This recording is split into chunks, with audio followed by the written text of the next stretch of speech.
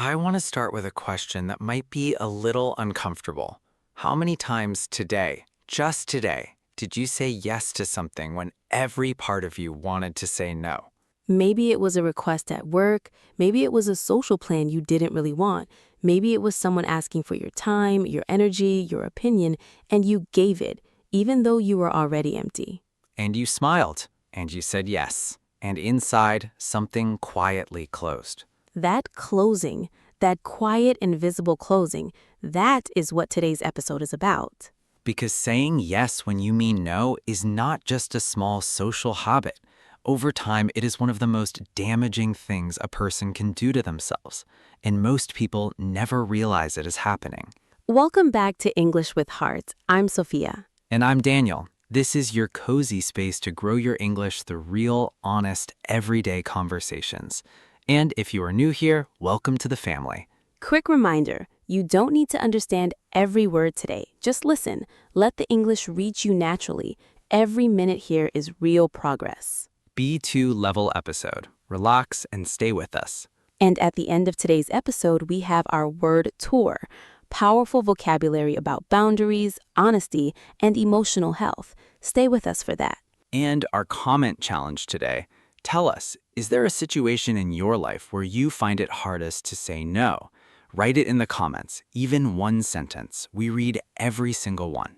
Okay, let's get into it.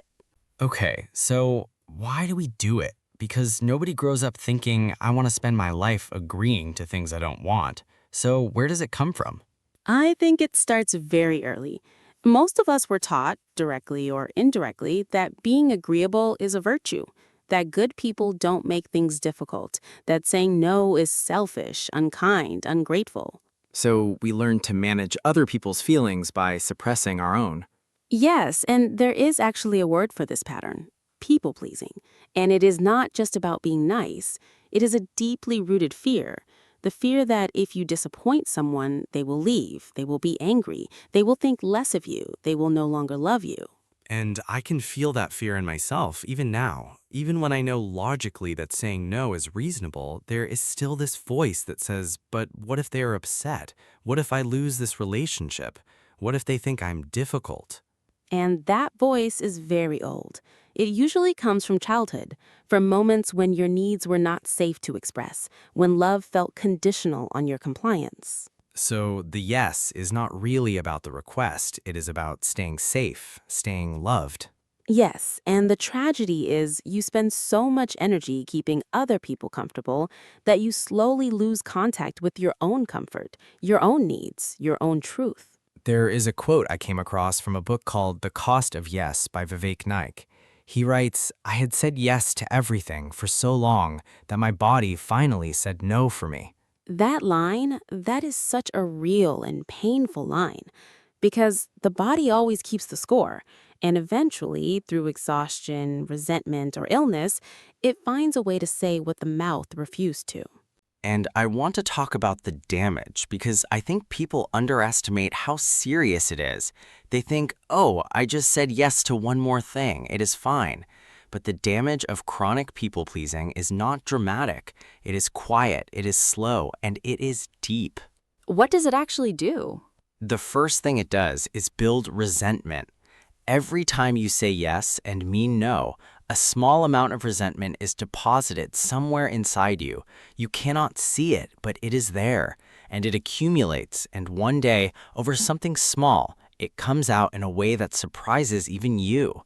I have had that experience. Someone asks me one small thing, and I react with so much more frustration than the situation deserves. And I realize that was not about this moment. That was about everything I had been swallowing for months. Exactly, the small yes that broke the dam. And the second damage? The second is that it slowly erodes your sense of self, because your identity, who you are, is partly built through your choices, what you say yes to, what you say no to. When you let others make those choices for you over and over, you start to lose the thread of who you actually are. You become a reflection of everyone else's needs instead of your own. And then one day you look in the mirror and you feel like a stranger. You do not know what you want, what you like, what you actually believe, because you have been performing the version of yourself that others needed for so long. That is a frightening kind of lost. It is, and Craig McEwen in his book Essentialism writes something that I think about often. He says, many of us say yes to things because we are eager to please, yet the key to making our highest contribution may well be saying no. So every yes you give away carelessly is a no to something more important, something that is actually yours. Your time, your energy, your attention, your own life. But I think the hardest part of this, the part that keeps people stuck, is the belief that saying no is cruel, that it hurts people, that a kind person always finds a way to say yes. And I want to challenge that very directly, because Mahatma Gandhi said something that I think cuts right through this myth.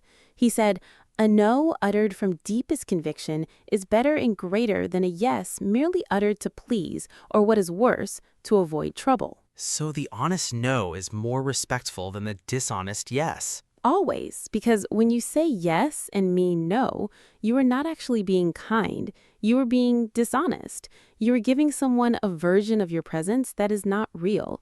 You are there in body, but not in spirit. And people feel that, even if they cannot name it. They feel when someone is with them out of obligation versus out of genuine choice. Yes, and there is something quietly degrading about being someone's obligation, about knowing that the yes you received was not really meant. So a real yes, a yes that comes from genuine willingness, is worth infinitely more than a polite yes that comes from fear or guilt. And here's something even deeper. When you say yes to things that are not yours, you take something away from the person who should have said yes, the person who actually wanted to, the person for whom this was the right thing. Oh, I had never thought about it that way. Your honest no creates space for someone else's honest yes. It is not just about you, it is about the integrity of every agreement you make. And I think this connects to something very real for English learners too. How? Because learning a language requires saying no to certain things. No to the comfort of always using your native language. No to avoiding speaking because it feels safer. No to the voice that says you are not ready yet. But also, yes to discomfort, yes to imperfection, yes to the slow, unglamorous process of building something real. And I think many learners say yes to the wrong things. They say yes to passive consuming, watching videos without speaking, listening without writing, reading without trying. It feels like learning, but it is the yes that avoids the real work. The real work requires saying no to comfort, no to the path of least resistance, and yes to the small, brave actions, like writing in the comments, like speaking even when you're nervous, like trying again after a mistake. And every time you do that, every time you choose the honest yes over the comfortable yes, your English grows. And so do you. So how do we actually start? Because knowing that we should say no more is very different from actually doing it. And I want to be real about this. The first few times you say no, especially to people who are used to you saying yes, it will feel terrible. It will feel like you are doing something wrong because your nervous system has been trained to equate yes with safety. So the discomfort is not a sign that you are doing it wrong. It is a sign that you are doing something new. And new things always feel uncomfortable before they feel natural. What are some small ways to start? The first is to buy yourself time. Instead of saying yes immediately, which is the habit, you say, let me think about it and come back to you. That small pause gives you the space to check in with yourself, to ask, do I actually want this or am I just afraid to say no? That pause is everything because the yes that comes from panic is almost never the right one. The second is to say no without over-explaining, because people pleasers tend to apologize excessively, give long justifications, and try to soften the no until it almost becomes a yes again. Ruefully, guilty, I have given 5-paragraph explanations for a simple no. Small laugh. Most of us have. But a no is a complete sentence. You do not owe anyone a detailed explanation for your boundaries. A simple, warm, clear, I am not able to do that is enough. And the third The third is to practice saying no to small things first, not the big, scary ones. Start with the coffee you did not want, the extra task that is not yours, the invitation you are not excited about. Each small no builds the muscle, and slowly the bigger ones become possible. Warren Buffett said something about this that I always found powerful. He said the difference between successful people and really successful people is that really successful people say no to almost everything.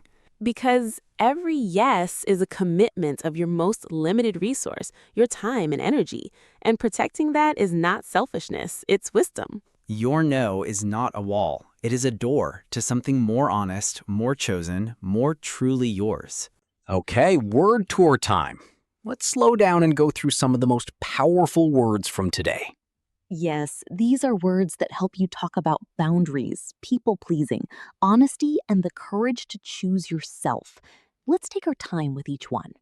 The next word is people-pleasing. People-pleasing. The habit of constantly agreeing with others and doing what they want in order to avoid conflict or gain approval, even at the cost of your own needs. Years of people-pleasing had left her exhausted and disconnected from her own wants. He realized his people-pleasing was not kindness. It was fear of being disliked. Repeat. People-pleasing. People-pleasing. The next word is compliance. Compliance. The act of going along with what someone wants or demands, often without genuine agreement. Her compliance in every situation made others comfortable, but slowly made her invisible. There is a difference between cooperation, which is willing, and compliance, which can be forced or fearful. Repeat. Compliance. Compliance. The next word is resentment. Resentment. A bitter, angry feeling that builds up when you feel treated unfairly or when your needs have been ignored for too long.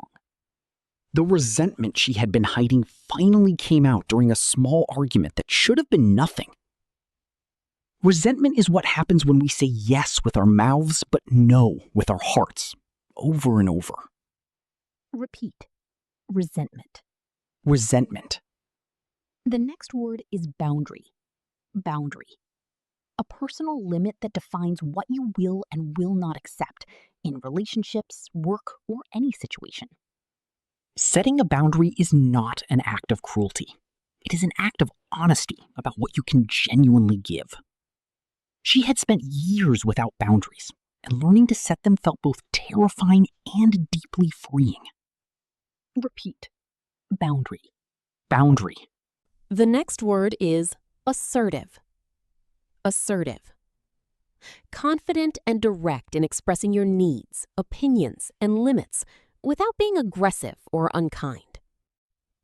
Being assertive does not mean being rude. It means being clear about what you need and what you will not accept. She practiced being more assertive in small situations before addressing the bigger ones. Repeat. Assertive. Assertive. The next word is obligation. Obligation. A feeling that you must do something, not because you want to, but because you feel duty or social pressure to. He realized most of his social calendar was built from obligation, not genuine desire. There is a quiet sadness in being someone's obligation, rather than their choice. Repeat. Obligation. Obligation. The next word is chronic. Chronic. Happening repeatedly over a long period of time, persistent and ongoing rather than occasional. Chronic people-pleasing is not just a bad habit. Over time, it becomes a threat to your identity. Her chronic exhaustion was not from overwork. It was from chronic overgiving without refilling herself. Repeat. Chronic. Chronic. The next word is conviction. Conviction. A strong, deeply held belief or feeling, something you know is true from the inside, not just logically. She said no with quiet conviction. No apology, no long explanation, just clarity. As Gandhi said, a no uttered from deepest conviction is better than a yes given merely to please. Repeat. Conviction. Conviction. The next word is erosion. Erosion. A slow, gradual wearing away of something, often used for land, but also for identity, confidence, or relationships. The erosion of her sense of self happened so slowly that she barely noticed until almost nothing remained. Every unnecessary yes contributed to the erosion of his confidence in his own judgment. Repeat. Erosion. Erosion. The next word is integrity. Integrity. The quality of being honest and having strong moral principles, acting in alignment with your true values and beliefs. Saying yes when you mean no is a small daily betrayal of your own integrity. She wanted her relationships to be built on integrity, real agreements, honestly made. Repeat. Integrity. Integrity. Before we close today, I want to say something to everyone who recognizes themselves in today's conversation. Go ahead. Saying yes to everything is not generosity. It is fear wearing the costume of kindness. And you deserve more than a life lived in fear of disappointing others.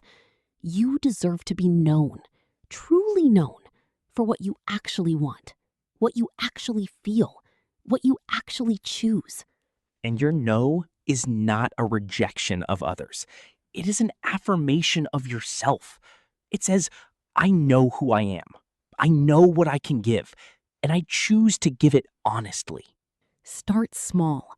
One honest no, one real boundary, one moment of choosing yourself, not instead of others, but alongside them. Because the people who truly love you will not leave when you say no. And the ones who do, that is also important information. Your yes should mean something. Protect it. This week's comment challenge, tell us, is there a situation where you find it hardest to say no? Write it in English in the comments, even one sentence. We will read every single one and reply. We will be looking for you down there. And if today felt like something you needed to hear, share it. Subscribe if you haven't yet. Leave us a like. It helps more people find this little space. We are so glad you are here and so proud of you for showing up, for your English and for yourself. Take care of your English. And take care of your heart. This is Daniel. And this is Sophia. And you've been listening to English with Heart. We'll see you next week. Bye. Bye, everyone. And remember, your no is a complete sentence.